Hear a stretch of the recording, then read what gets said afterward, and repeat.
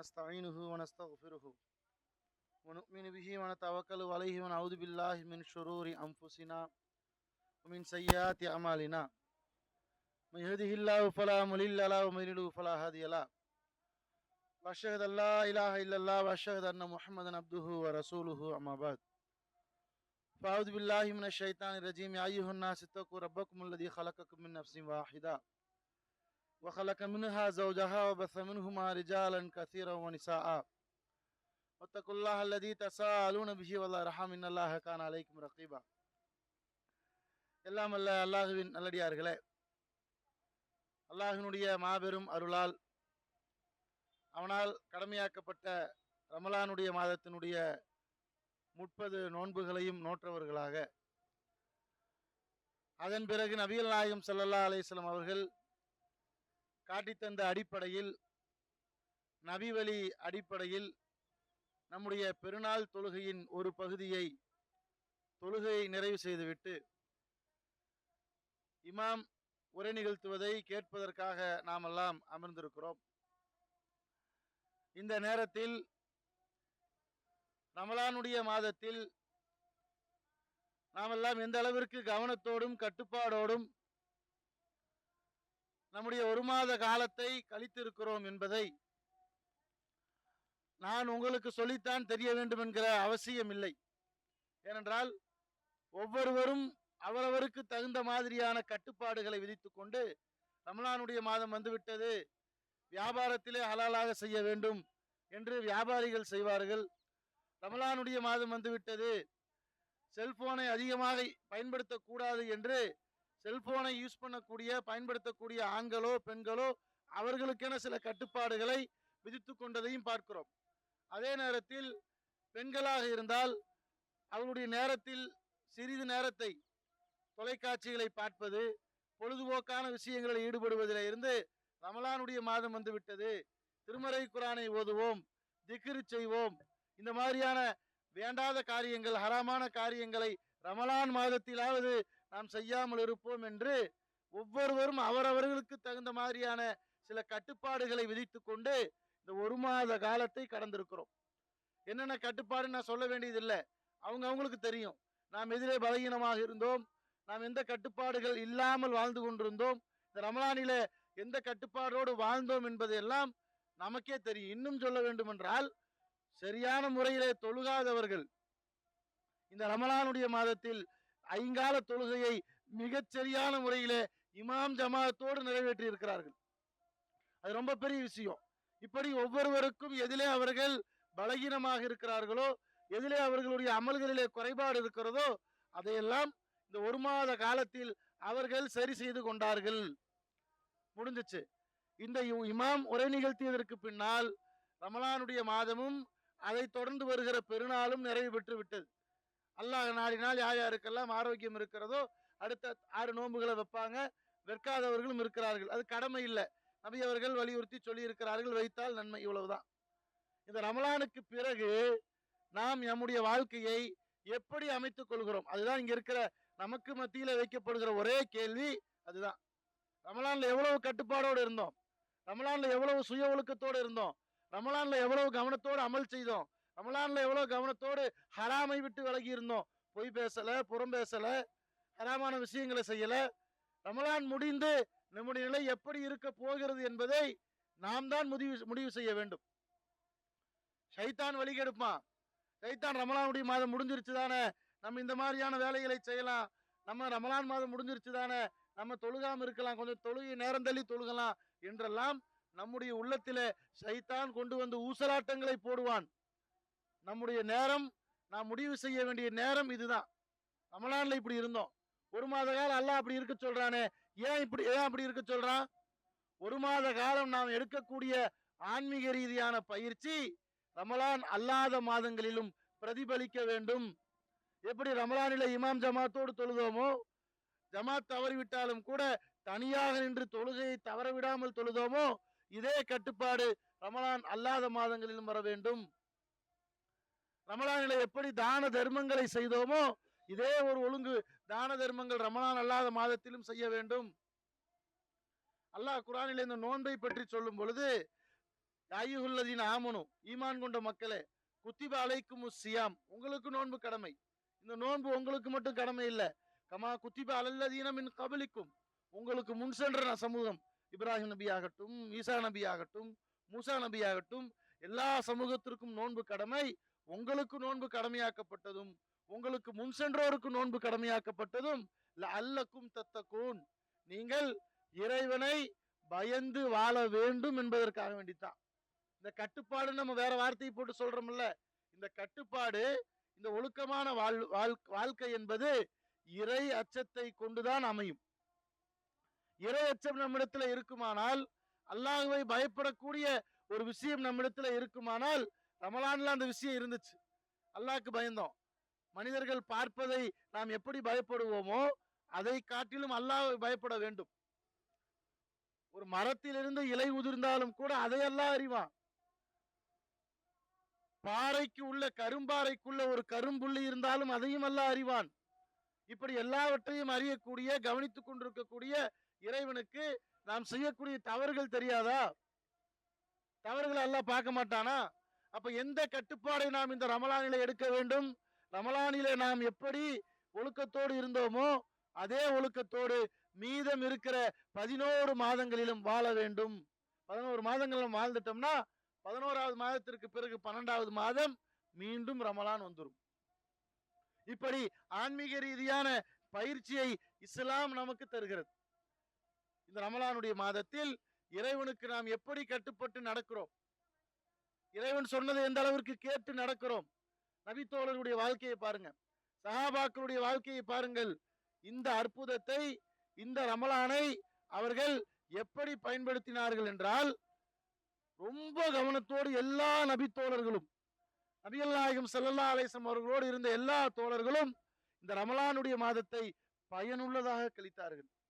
இன்னும் நபித்தோழருடைய வாழ்க்கையை நீங்கள் பார்த்தீர்கள் என்றால், ரமலான் மாசம் இல்ல, ரமலான் அல்லாத மாதங்களிலும் இதே கட்டுப்பாடோடு தான் இருந்திருக்கிறாங்க. இதே ஒழுக்கத்தோடு தான் வாழ்ந்திருக்கிறார்கள். இதே பயபக்தியோடு, இதே இறையச்சத்தோடு, இதே தக்வாவோடு தான் அவர்கள் வாழ்ந்திருக்கிறார்கள் என்கிற செய்தியை ஹதீசுகளை நம்மால் பார்க்க முடிகிறது. ஹுதைஃபா ரலியல்லாஹு அவர்கள் அறிவிக்கக்கூடிய செய்தி. பரவலா குர்ஆன் ஓதுறோம், எல்லாரும் குர்ஆன் ஓதுறோம்.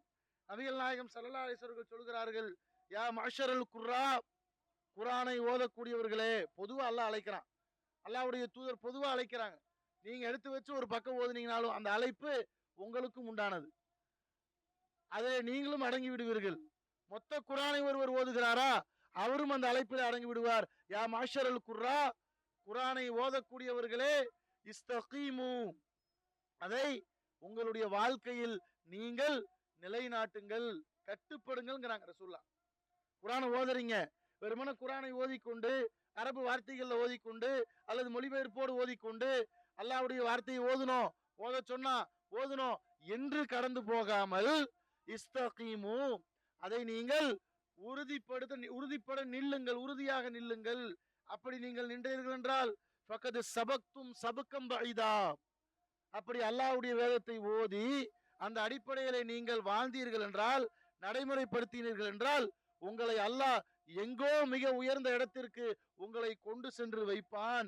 ஃபைன் ஆகத்தும் யமீனம் வ ஷிமாலா, அப்படி இல்லாமல் வெறுமன குர்ஆனை அரபி வார்த்தைகளாலோ மொழிபெயர்ப்பாலோ வெறுமன ஓதிவிட்டு வலதுபுறமாகவும் இடதுபுறமாகவும் அதை நாம் ஒதுக்கி விட்டோம் என்றால், வாழ்விலை நடைமுறைப்படுத்தவில்லை என்றால், லக்கது லலல்தும் லலாலம் பைதா, மிகப்பெரிய வழிகாட்டில் இறைவன் நம்மை தள்ளி விடுவான்.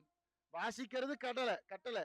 வத்துலு மா ஊகிய இலைக்க மின் கிதாபி ரப்பிக், ஒவ்வொரு முஸ்லிமான ஆணுக்கும் பெண்ணுக்கும் அல்லாஹ் விடுகிற கட்டளை என்னவென்றால், அல்லாஹ் இடுகிற கட்டளை என்னவென்றால், இந்த குர்ஆனை ஓதுங்கள். அது கட்டளை. அது அரபியில ஓதலாம், அல்லது அரபியை படித்து தமிழ் மொழிபெயர்ப்பை ஓதலாம். இது ஒரு புறம். ஓதின நன்மை அல்லாஹ் தராம இருக்க மாட்டான், தருவான். ஆனால் நபிகள் நாயகம் அழைக்கிறார்களே, குர்ஆனை ஓதக்கூடியவர்களே, குர்ஆனை நிலைநாட்டுங்கள்.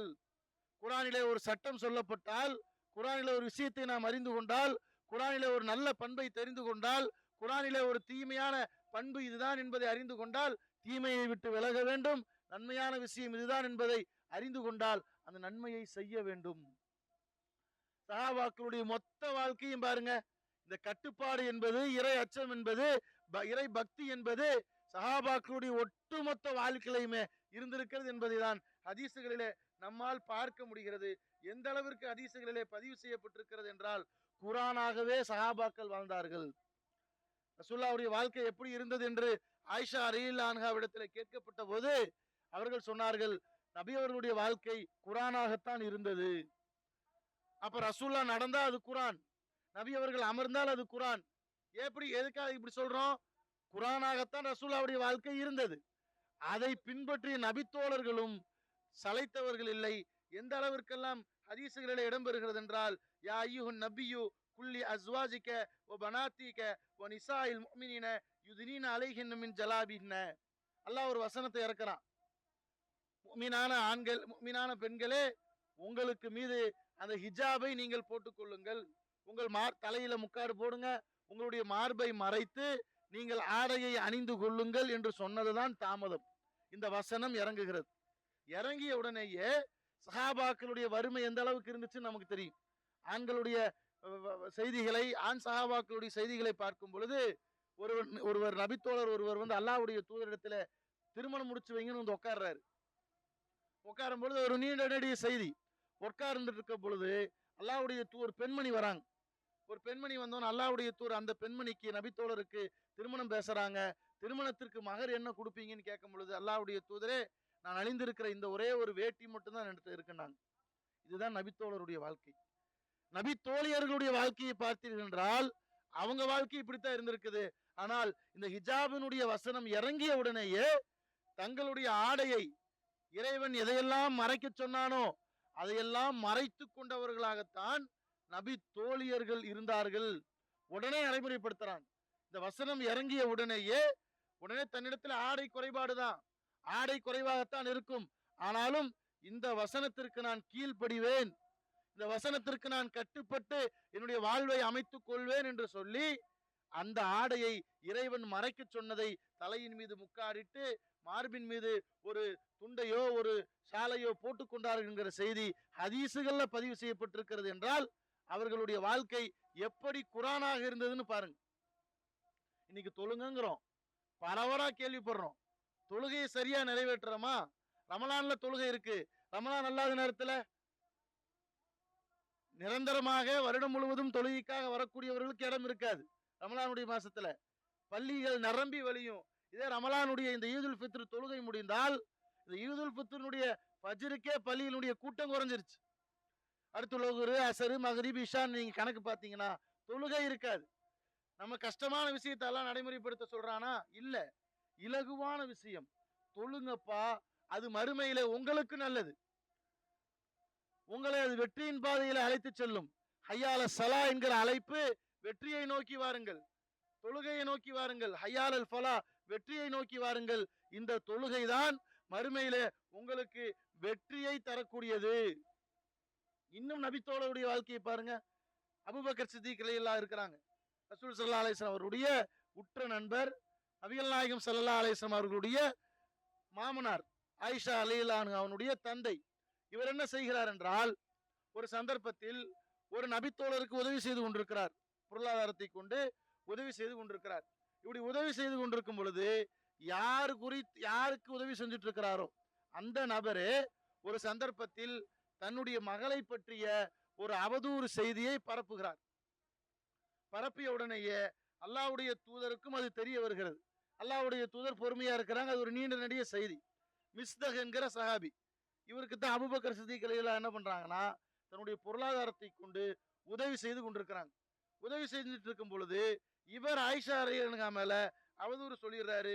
சொன்ன உடனேயே அபூபக்கர் சித்திக் ரலியல்லாஹு வராங்க, அப்பா, என்னிடத்திலே உதவியை பெற்றுக்கொண்டு என்னுடைய பொருளாதாரத்திலே உன்னுடைய வாழ்க்கையை அமைத்துக் கொண்டு என் மகள் மீது அவதூறு சொல்கிறாயே, வல்லாஹி லா உன்ஃபிகு அலா மிஸ்தஹின் ஷையன் அபதா, அல்லாஹ் மீது ஆணையிட்டு சொல்கிறேன், இனிமேல் மிஸ்தகிற்கு நான் எதையுமே செய்ய மாட்டேன். என்னிடத்திலே வாங்கி தின்று கொண்டு என்னுடைய பணத்தை சாப்பிட்டு கொண்டு என் மகள் மீது அவதூறு சொல்றியா, உனக்கு எந்த உதவியுமே இல்ல போன்னு அனுப்பி விடுறாரு. அனுப்பி விட்டோனையே அல்லாஹ் ஒரு வசனத்தை இறக்குகிறான். சூரா நூர், சூரத்து நூர் 24வது அத்தியாயத்தினுடைய 22வது வசனத்தை இறக்குகிறான். உங்களிலே வசதி படைத்தோர் வசதி இல்லாத ஏழை எளிய மக்களுக்கு உதவி செய்வதை நிறுத்த வேண்டாம் சொல்லிட்டு அல்லாஹ் சொல்றான், வல் யஃபு வல் யஸ்பஹு அலா துஹிப்பூன அன் யக்ஃபிர் அல்லாஹு லக்கும்.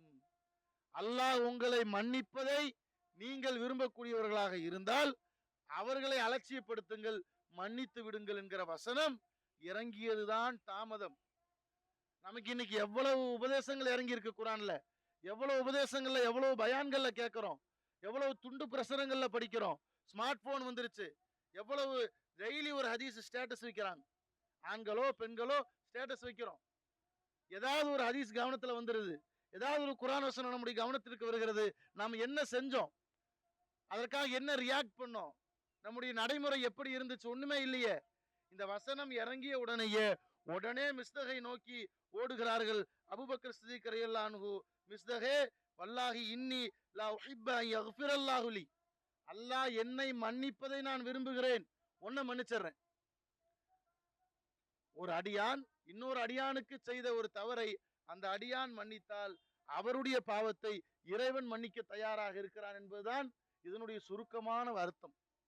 இன்னைக்கு நம்மள எத்தனை பேர் நம்முடைய உறவுகள்ல, நண்பர்கள் கிட்ட அல்லது கணவன் மனைவி கடையில எத்தனை பேர் தவறை மன்னிக்கிறோம். அப்படி தவறை நாம் மன்னிக்கிற பொழுது அல்லாஹ் நம்முடைய பாவத்தை, நம்முடைய தவறை மன்னிக்கிறான் என்றால் நாம் மன்னிக்க வேண்டுமா இல்லையா? யோசிச்சு பாருங்க. இப்படியான நிறைய செய்திகளை நீங்கள் ஹதீஸ் முழுக்க பார்த்தீர்கள் என்றால் அவ்வளவு செய்திகள். குர்ஆனுடைய வசனம் இறங்குகிறது, யா அய்யுஹல்லதீன ஆமனு இன்னமல் ஹம்ரு வல் மைசுரு வல் அன்சாப் வல் அஜ்ஸாம் ரிஜ்சும் மின் அமலி ஷைத்தான். மதுவை பற்றி ஒரு வசனம் குர்ஆன்ல இறங்குகிறது. சஹாபாக்களுக்கு இறைவன் மதுவை எப்படி ஹராமாக்குகிறான் என்றால், எடுத்த உடனே மது குடிக்காதீங்கன்னு சொல்லல, மது ஹராம்னு அல்லாஹ் சொல்றான். மதுவில சில நல்லதும் இருக்கிறது நல்லா ரெண்டாவது சொல்றான். மூணாவது வலா தக்ரபு ஸலாத்த வன்தும் சுகாரா, எப்ப மது குடிக்கிறீங்க பரவாயில்ல, தொழுகைக்கு வரும் பொழுதாவது குடிக்காம வாங்கன்னு அல்லாஹ் சொன்னான். இப்படி தொடர்ந்து பல கட்டங்களாக தடை செய்து கொண்டு வந்த மதுவை அல்லாஹ்வின் தூதருக்கு இறுதி கட்ட வகி வருகிறது. இன்னமல் ஹம்ரு வல் மைசிரு வல் அன்சாமு வல் அஜ்ஸாமு ரிஜ்சும் மின் அமலி ஷைத்தான். எல்லாமே ஹராமுன்னு முழுமையா ஹராமாக்கிய உடனேயே சஹாபாக்கள் எப்படி குடிச்சிட்டு இருந்தாங்கன்னு நினைக்கிறீங்க? பானை பானையாக பீப்பாய்களில் மதுவை காய்ச்சி, இன்றைக்கு இருக்கிற மாதிரி யாரோ காய்ச்சறத வாங்கி எல்லாம் குடிக்கல, சொந்தமா அவர்களே தயார் செய்து தரமான முறையில மதுவை தயார் செய்து பானைகளிலும் பீப்பாய்களிலும் அடைத்து குடித்துக் கொண்டிருந்த அந்த கூட்டத்திற்கு அல்லாஹ்வினுடைய வகி எப்படி வருகிறது என்றால், முதல்ல அல்லாஹ் நன்மையும் இருக்கு கெட்டதும் இருக்குன்னா, அப்புறம் தொழுகைக்கு வரும்பொழுது குடிக்காதீங்கன்னா, இறுதி கட்ட தடை மதுவே குடிக்காதீங்கன்னு சொன்ன உடனேயே இந்த அறிவிப்பை எடுத்துட்டு ஒரு நபித்தோழர் போகிறார். அல்லாஹ்வுடைய தூதரிடத்தில இருந்து இந்த வகி செய்தி வந்திருக்கிறது என்று சொன்ன உடனேயே மது குவளையோடு இருந்த நபித்தோழர்கள் அந்த குவளையை கீழே போட்டு உடைக்கிறார்கள். காய்ச்சி வைக்கப்பட்டிருந்த பீப்பாய்களை, மது பானைகளை உடைத்து மதீனத்து சாலை முழுவதும் மதுவாறு ஓடிய வரலாறு நபித்தோழர்களுடைய வாழ்க்கையில் இருக்குது. குர்ஆன் வசனம் இறங்குச்சு, அத வாழ்க்கையை அமைச்சுக்கிட்டாங்க. இதெல்லாம் எவ்வளவு கஷ்டமான விஷயம் யோசிச்சு பாருங்க. தொழுங்கன்னு அல்லாஹ் சொல்றான், நம்ம தொழுதுறோம். உண்மையை பேசுங்க அல்லாஹ் சொல்றான், நம்ம உண்மையை பேசிடலாம், இது இலகுவானது. ஒரு தவறை செய்து கொண்டிருப்பவர்கள் அந்த தவறிலிருந்து விடுபடுவதற்கு எவ்வளவு சிரமம் தெரியுமா? மருத்துவ ஆலோசனைகள் இருக்கிறது. சிகரெட் பிடிக்கிறீங்களா, உடனே குறைக்காதீங்க, அதுக்கு வழிகாட்டுறான், நீ கவுன்சிலிங் கொடுக்கறான். உங்களால முடியாது, 10 சிகரெட் குடிக்கிறீங்களா 9 பண்ணுங்க, 8 பண்ணுங்க, 7 பண்ணுங்க. அது உடம்பிற்கான தாக்கத்தை உண்டு பண்ணுங்கிறத தாண்டி அதை விடுவதற்குண்டான ஒரு தவறை செய்து கொண்டிருப்பவர்கள் அந்த தவறை விடுவதற்கெல்லாம் இன்றைக்கு வழிகாட்டப்படுகிறது. ஆனால் அல்லாஹ்வுடைய வகி இறங்கிய உடனேயே எவ்வளவு பெரிய ஒரு அடிக்டான ஒரு விஷயம். மது குடிச்சவங்க இன்னைக்கு மது விட்டு வர முடிகிறதா? தொலைக்காட்சியை திறந்து பார்த்தீங்கன்னா மதுவிலிருந்து விடுபடுவதற்கு என்ன வழி, எங்கள்கிட்ட வாங்க. இன்னும் ரொம்ப குடிக்கிறாங்களா, ஒரு 40 நாள் கொண்டு வந்து எங்கள்கிட்ட தங்க வைங்க, நாங்க சரி செய்யறோம். ஒன்னும் சரி செய்ய முடியாது. அவனா திருந்துகிற வரை எதுவுமே செய்ய முடியாது. எத்தனையோ பேர் 40 நாள் போயிட்டு வந்திருக்கிறாங்க, வந்து போனதை விட எச்சா குடிச்சவங்க தான் இருக்கிறாங்க. அது இஸ்லாமியர்களா இருக்கட்டும், இஸ்லாமியர்கள் அல்லாதவர்களா இருக்கட்டும். ஆனால் நபித்தோழர்கள் அந்த தவறை உடனடியாக விட்டார்கள். நம்ம நிலைமை யோசிச்சு பாருங்க. ஒரு வகி இறங்குது ஒரு ஹராமான விஷயத்துக்கு, பாய் இனிமேல் செய்ய போறது இல்ல, நம்ம கடைசியா செஞ்சுக்கலாம், நம்ம எதிர்பார்ப்போம் இல்ல. நம்ம என்ன செய்வோம், மனசு சரி இனி செய்ய போறது இல்ல, சரி செஞ்சுக்கடா, இதுதான் இன்றைக்கு நம்முடைய நிலை, நபித்தோழர்களுடைய நிலை. யா மாஷரல் குர்ரா, குர்ஆனுடைய வசனத்தை ஓதக்கூடியவர்களே, இஸ்தகீமு, குர்ஆனை உங்களுடைய வாழ்க்கையில் நிலைநாட்டுங்கள் என்கிற செய்தியை நபிகள் நாயகம் ஸல்லல்லாஹு அலைஹி வஸல்லம் அவர்கள் சொன்னதுதான் தாமதம். உடனே செய்தார்கள் என்றால் இன்றைக்கு நாமும் அவர்களும் எந்த நிலையில இருக்கிறோம் என்பதை ஒப்பிட்டு பாருங்கள். அவங்களுடைய கட்டுப்பாடு எங்க இருக்கு, நம்முடைய கட்டுப்பாடு எங்க இருக்கிறது? அவனுடைய ஹலால் ஹராமை பேணுவது எங்கே இருக்கிறது, நம்முடைய ஹலால் ஹராம் பேணுவது எங்க இருக்கிறது?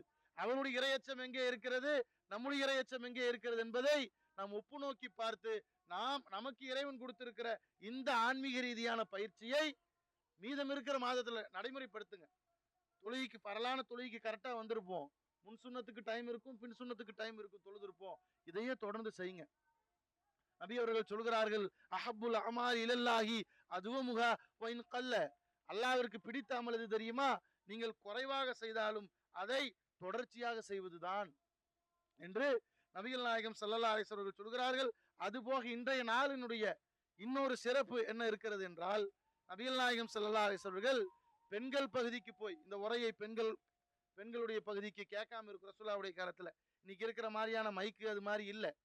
அப்ப ரசூல் ஸல்லல்லாஹு அலைஹி வஸல்லம் அவர்களும் பிலால் அலிகள் அவர்களும் பெண்களுடைய பகுதிக்கு போனாங்க, உரை நிகழ்த்தினார்கள். உலவுத்த சத்தக்ன, பெண்களே நீங்கள் தர்மம் செய்யுங்கள். இன்னும் ரசூலுல்லாஹ் சொன்னாங்க, உலவு பிஷிக்க தம்ரா, ஒரு பேருத்தம்பள துண்டையாவது தர்மம் செய்து நரகை விட்டு நீங்கள் உங்களை காத்துக் கொள்ளுங்கள் என்று ரசூல் ஸல்லல்லாஹு அலைஹி வஸல்லம் அவர்கள் பெண்கள் பகுதியிலே போய் பிரத்யோகமாக இந்த பெருநாள் என்று உரை நிகழ்த்தி இருக்கிறார்கள் என்கிற செய்தி இருக்கிறது.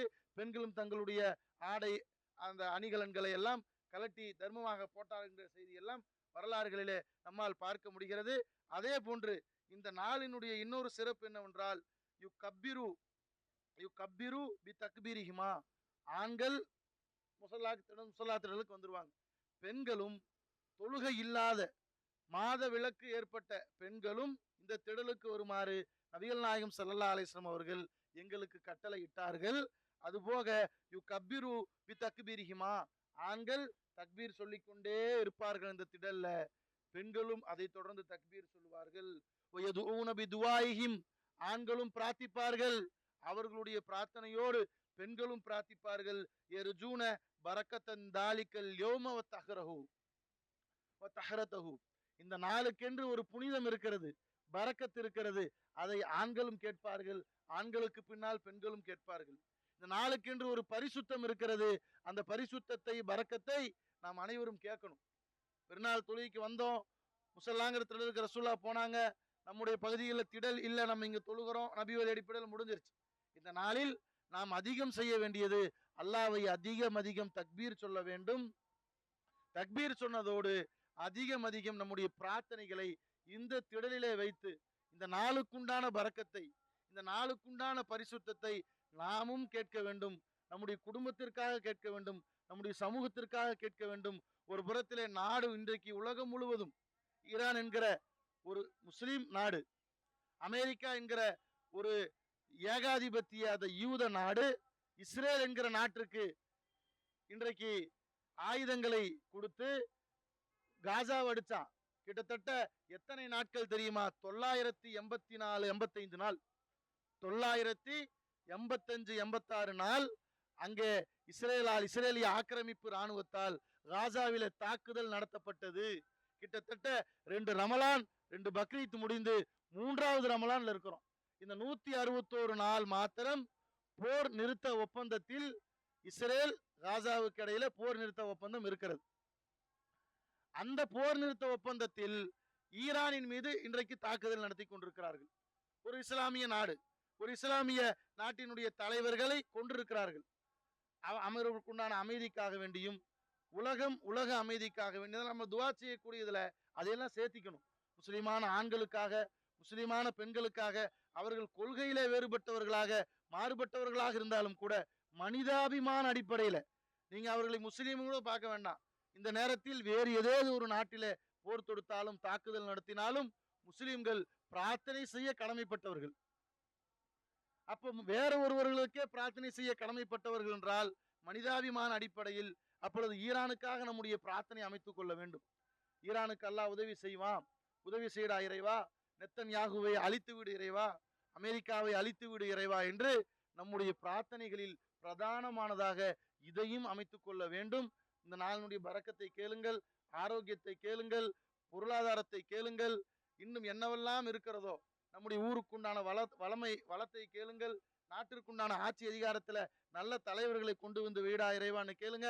என்னவெல்லாம் இறைவனிடத்திலே கேட்க தோன்றுகிறதோ, ஏனென்றால் இந்த நாளுக்குண்டான பரக்கத்து என்று ஒன்று இருக்கிறது.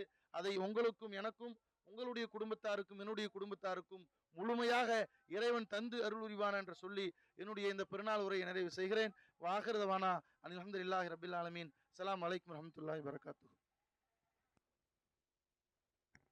இந்த பெருநாள் திடல் வசூல் எதற்காக எடுக்கப்படுகிறது என்றால், திருப்பூர் மாவட்டத்தில் விஜயாபுரம் பகுதியில் பள்ளிக்காக இடம் வாங்கியிருந்தோம். அது கிட்டத்தட்ட ஒரு 2-3 ஆண்டுகளாக வசூல் செய்து கொண்டிருக்கிறோம். திருப்பூர்ல இன்னும் ஒரு பிரச்சனை என்ன இருக்குதுன்னா, ஒரு 3-4 பள்ளிகளுக்கு மேலாக கட்டுவதற்கு தடை.